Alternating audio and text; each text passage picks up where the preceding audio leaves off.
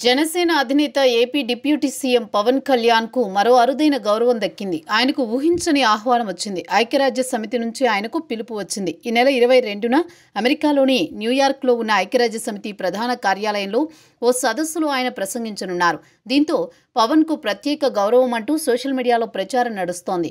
జన సైనికుల పేరిట పెద్ద ఎత్తున వైరల్ అవుతోంది. విపరీతంగా దీన్ని ట్రోల్ చేస్తున్నారు. అయితే దీనిపై అధికారిక ప్రకటన అంటూ జనసేన నుంచి కానీ ఏపీ ప్రభుత్వం నుంచి కానీ రాలేదు. అయితే ఇది గత ఏడాది వార్తగా తెలుస్తోంది. ప్రతి సంవత్సరం ఐక్యరాజ్య సమితిలో పొలిటికల్ వింగ్ ప్రత్యేక సభ నిర్వహిస్తుంది. ప్రపంచవ్యాప్తంగా అన్ని దేశాల నుంచి రాజకీయ నేతలను ఆహ్వానిస్తుంది. అందులో భాగంగానే భారతదేశం నుంచి 5 నేతలకు అవకాశం ఇచ్చినట్టు తెలుస్తోంది. అందులో పవన్ కళ్యాణ్ కూడా ఒకరు కావడం, పశ్చిమ బెంగాల్, ఒడిషా, గుజరాత్ రాష్ట్రాలకు చెందిన నేతలకు ఈ ఆహ్వాన జాబితాలో ఉన్నారు. అయితే గత ఏడాది పవన్ కళ్యాణ్కు ఆహ్వానం వచ్చింది. కానీ ఆ సమయంలో ఎన్నికల బిజీలో ఉండిపోయారు పవన్. అందుకే ఆ సమావేశానికి రాలేనంటూ వర్తమానం ఇచ్చారు. తనను పిలిచినందుకు ఐక్యరాజ్య సమితి పొలిటికల్ వింగ్కు కృతజ్ఞతలు తెలిపారు. అయితే ఇప్పుడు దానిని జనసేన అభిమానుల తరపున ప్రచారం చేస్తున్నారు. సోషల్ మీడియాలో వైరల్ చేస్తున్నారు.